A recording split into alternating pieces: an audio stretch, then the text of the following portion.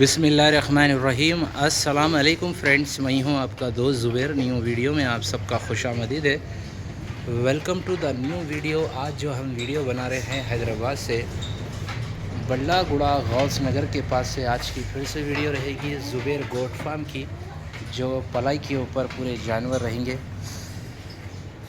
तो जो भी भाई पलाई के ऊपर जानवर लेके आना चाहते हैं तो आप लोग हमारे पास जुबैर गोट फार्म के ऊपर आप जानवर लेके आइए।